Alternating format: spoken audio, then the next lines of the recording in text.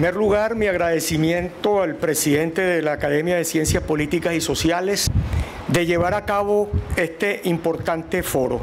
Le agradezco a Humberto Romero Musi, mi amigo, su apoyo. También a la Junta Directiva, agradezco la presencia del maestro Aníbal Rueda, que ejerció la magistratura judicial con probidad, a miembros del Parlamento, a distinguidos miembros de la Fuerza Armada Venezolana, agradezco la presencia. Quiero destacar también que aquí se encuentran los hijos de los expresidentes Eleazar López Contreras e Isaías Medina, y quiero de una vez anunciar que dedico mi ponencia escrita a la memoria del general de 3 soles, Eleazar López Contreras, por varias razones. En primer lugar, porque ejerció la primera magistratura vestido de civil y colgó el uniforme de militar. Porque fue el puente entre el gomecismo y la democracia. Porque abrió las puertas de los resortes de lo que sería la democracia futura. Y en cuarto lugar, quizás lo más importante, porque en el año de 1939 recibió a 251 judíos que huían del genocidio nazi en los barcos Caribia y Königstein.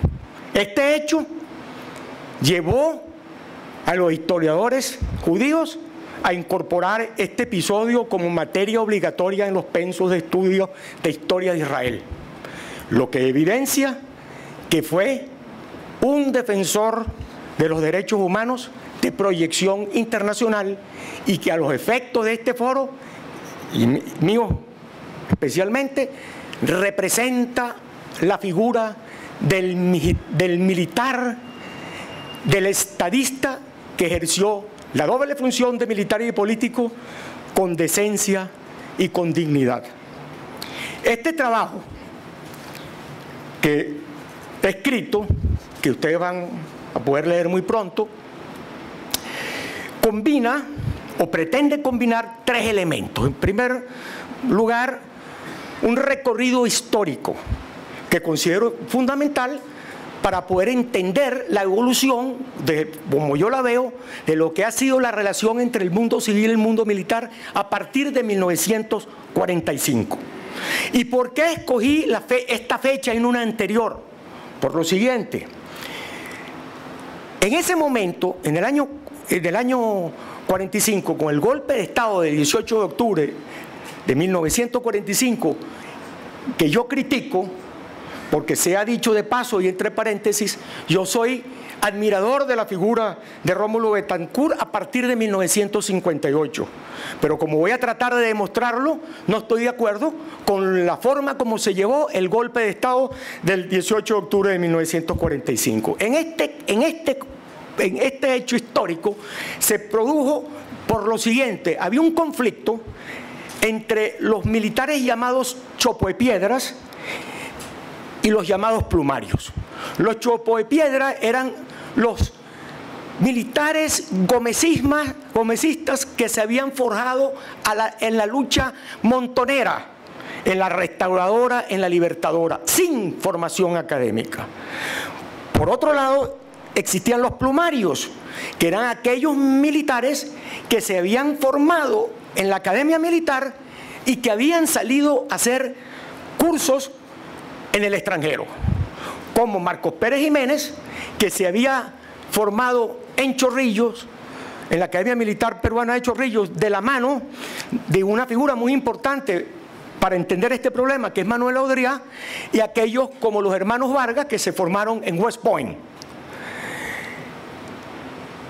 Marcos Pérez Jiménez y su grupo, como yo era Páez, eran de la tesis de que estos países, siguiendo a Manuel Odriá, no podían ser gobernados por los civiles, porque los civiles éramos muy desordenados, no cumplíamos los horarios y generábamos caos y crisis. y que por eso tenían que venir los militares a poner orden. Este conflicto, o esta manera de ver las cosas, es lo que llevó a justificar el golpe de Estado del 24 de noviembre de 1948, a lo que voy a volver.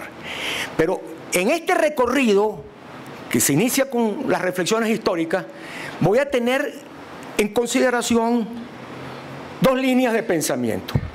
Una, en Venezuela, la corriente que, vamos a decir, representa, que estudia la relación de los civiles y los militares, el profesor Domingo Irwin, cuyos más distinguidos pupilos se encuentran aquí presentes, Luis Alberto Butó, José Alberto Olivar y Hernán Castillo, son, vamos a decir, pupilos de esta figura estelar en los estudios del militarismo en Venezuela, que fue Domingo Irwin. Muy importante. La otra tendencia la representa mi querido compañero del colegio, de amigo de toda la vida, Aníbal Romero, que creó una línea de investigación en la Universidad Simón Bolívar y cuyo más importante pupilo, o uno de sus más importantes pupilos, por lo menos con una obra escrita muy vasta y muy densa, Ricardo Sucre, lamentablemente no está aquí por causas imputables a mí, lamentablemente no lo ubiqué oportunamente y esta es, vamos a decir, una falla que en un futuro foro debe subsanarse, que es tener el representante de otra manera de ver este problema, pero yo me he leído su obra, creo haberla leído toda y voy a tratar de referirme a ella más adelante. Entonces, esta va a ser el marco teórico para explicar por qué hay tres etapas en esta relación entre los civiles y los militares que son las que llaman la atención. La del 45 al 48, la del 58 al 98 y la del 98 hasta nuestros días. Ustedes me dirán, ¿y por qué del 45 al 58? Cuando todos los historiadores, o casi todos los historiadores, como Germán Carrera Damas, por ejemplo, Simón Alberto Consalvi, Marco Tulio Brunicelli, separan esta etapa militar del 45 al 48 como una distinta de aquella del 48 al 58.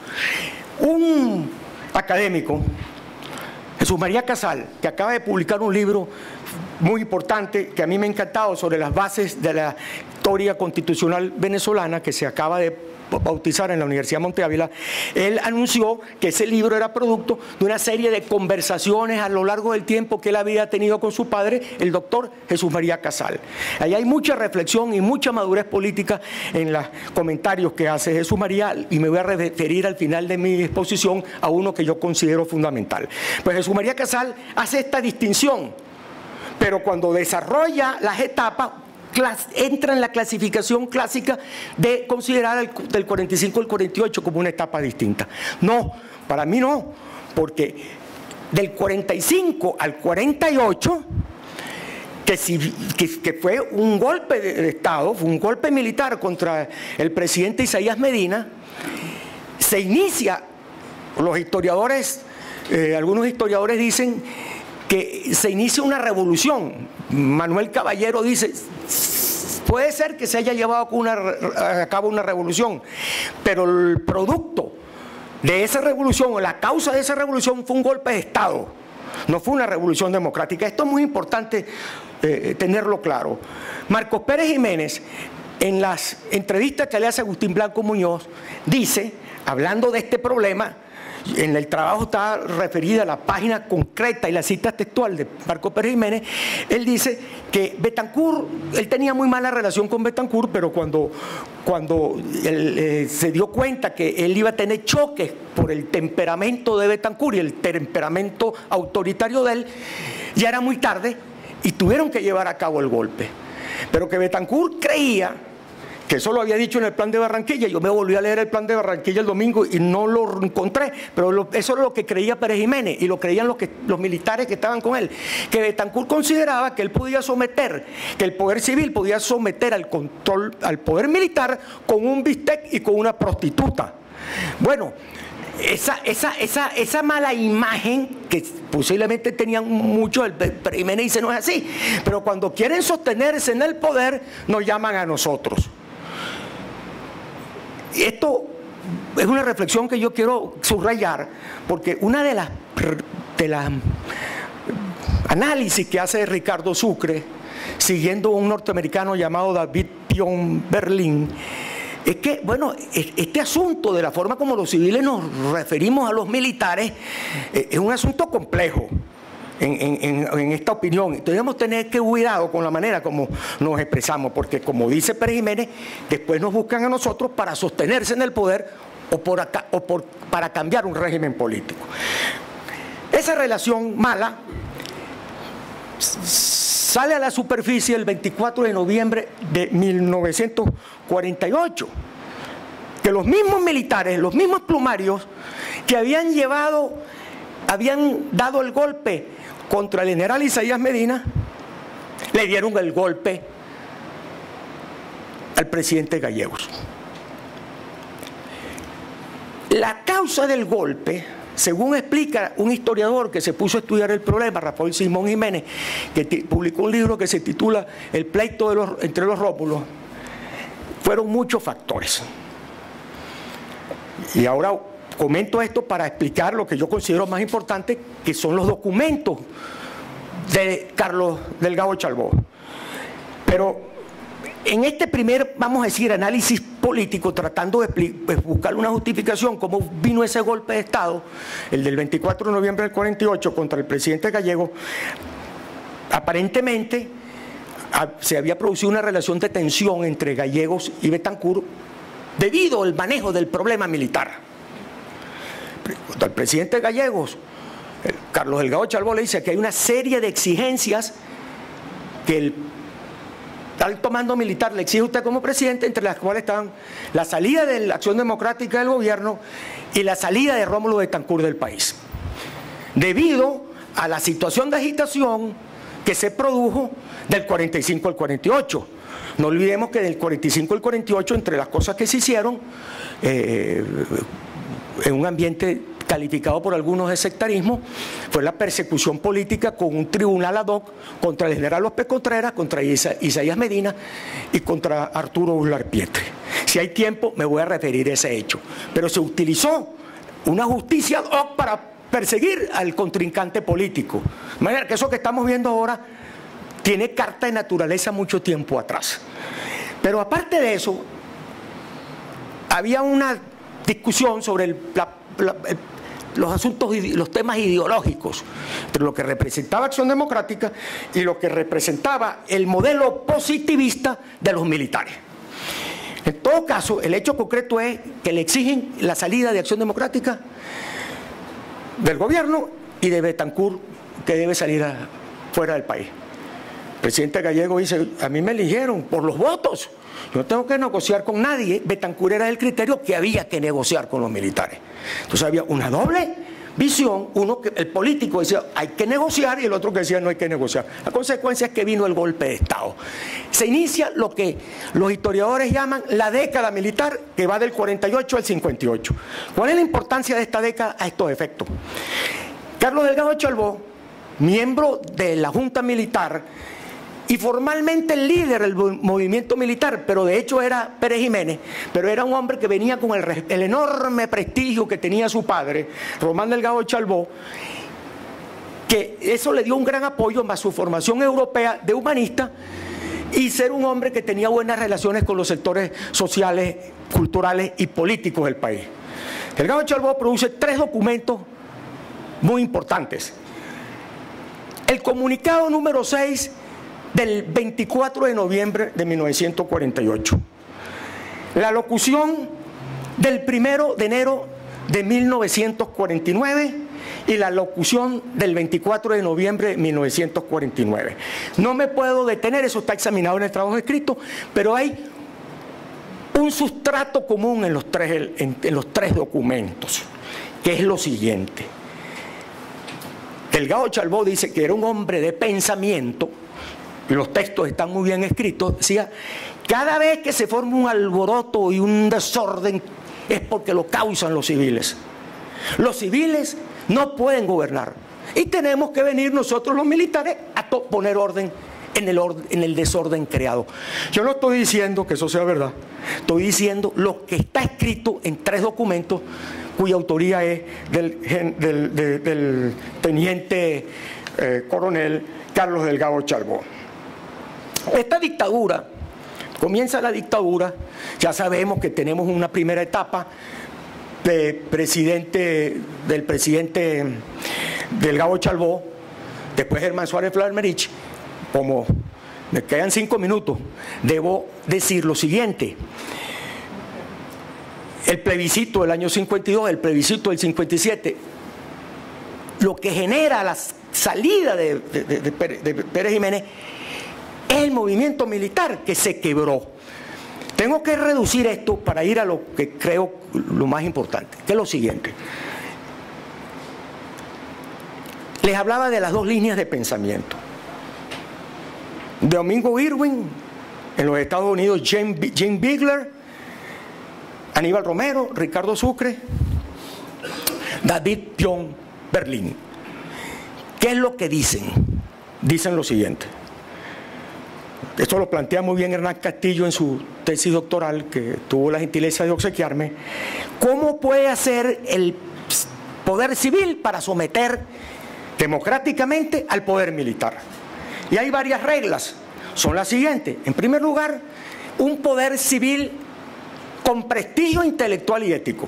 Un liderazgo civil con prestigio intelectual y ético. En segundo lugar, una alianza política. En tercer lugar, partidos políticos sólidos y coherentes. Coherencia entre la doctrina que inspira el partido y la ejecución y la acción de gobierno. Y en cuarto lugar, alianza internacional. Esos 4 elementos se dieron con la primera parte de la democracia. Pacto de punto fijo, liderazgo de Betancur, de Caldera y de Jovito Villalba, partidos sólidos y la alianza con los Estados Unidos, alianza que es muy bien explicada en un libro fundamental de Gustavo Salcedo Ávila titulado Venezuela, el campo de batalla de la Guerra Fría. Me remito a ese libro, por razones de tiempo tengo que resumir. David Pion Berlín dice, a estos 4 elementos hay que añadir 2 más. En uno coincide el prestigio intelectual y moral del liderazgo civil, y uno muy importante, que es el que promueve la otra corriente venezolana: comprensión del tema de seguridad y defensa. De acuerdo con la combinación, la amalgama de estas 2 tesis, se requiere que el liderazgo civil, frente a los... Aquí hay muchos militares, yo quisiera, por supuesto, en otro momento pedir la opinión a ellos, que el liderazgo militar, vea en el líder civil un hombre con todas estas características intelectuales, pero que entiende de los problemas de geopolítica y de seguridad y defensa. Esto lo dice David Pion Berlín, es la tesis que yo quiero compartir con ustedes. Si esto es así o si no es así, no lo sé. Valdría la pena preguntárselo a los militares, pero sí vale la pena tenerlo presente y hacer foros como estos y crear líneas de investigación. El tema, para ir terminando, el tema que nos ocupa actualmente, ya fue señalado de una manera muy clara y muy lúcida por Luis Alberto Botó, de una manera aristotélica, cómo se ha operado ese control en los 3 niveles que él habla: pretorianismo, militarismo y estado cuartel. ¿Cómo se ha producido esto ahorita? Y será posible, que es la pregunta de entrada de mi trabajo, que volvamos los civiles a controlar al poder militar. ¿Es eso posible? Puto dijo, sí es posible. Yo estoy de acuerdo con él. En una democracia sin balas, y ese es el reto de los civiles: estudiar el tema militar como lo estamos haciendo hoy aquí, entender el problema militar para poderlo resolver. Esta tendencia, yo los invito a que lean el trabajo de Ricardo Sucre, que está publicado en este libro que coordinó Diego Bautista Urbaneja, Desarmando el Modelo, porque a mí me preocupa el discurso político actual de los dirigentes políticos cuando se refieren al sector militar. Yo no me inscribo en el grupo que usa adjetivos descalificativos contra la institución armada. Todo lo contrario. Pues aunque pase de ingenuo, soy de los que cree que hay que establecer un diálogo que puede empezar por la discusión académica. Un diálogo para ver cuáles pueden ser los puntos puntos de encuentro con ellos, sin atacarlos a título personal. Ya lo dijo Pérez Jiménez, hay que saber lo que piensan. ¿Cómo voy a lograr el apoyo de un sector al que yo estoy descalificando? Voy a terminar con dos cosas. No sé si me queda todavía 2 minutos, pero quiero hacer 2 citas nada más. Aquí se habló, lo habló Gerardo Fernández, sobre los elementos, las normas en las cuales aparece la subordinación del poder militar al poder civil. Eso nació en la Constitución de 1830, en cuyo artículo 179 se dice así: el poder militar, en todos los casos, se conservará en una exacta subordinación a la autoridad civil y será dirigida por ella. El control, la subordinación del poder militar al poder civil nace con la Constitución de 1830. Termino diciendo, la politización y la ideologización del sector militar es algo preocupante. Esto de las consignas políticas marcadas ideológicamente que acompañan el saludo militar es algo preocupante que la clase civil tiene que ponerle mucha atención, porque una fuerza militar que tiene el monopolio de la fuerza, como lo acaban de decir aquí, no puede ampararse en consignas ideológicas que separan a la institución armada de la población civil. Vuelvo y termino con el general de 3 soles, Eleazar López Contreras. En su página para la historia de Venezuela dijo lo siguiente: la carrera militar es larga y pide esfuerzos en todo tiempo y en todo instante, conservando la disciplina del pensamiento y de la acción sin decaimientos espirituales ni precipitaciones culpables, ya que pocos habrán de llegar a la meta de sus aspiraciones en grados y categorías, pero sí deben todos alcanzar y mantener la satisfacción del deber cumplido. Son palabras de un general y de un estadista que debe servir de modelo a las nuevas generaciones de militares, porque supo amalgamar la acción con el pensamiento en un compromiso indeleble con la democracia y con la libertad. Muchas gracias.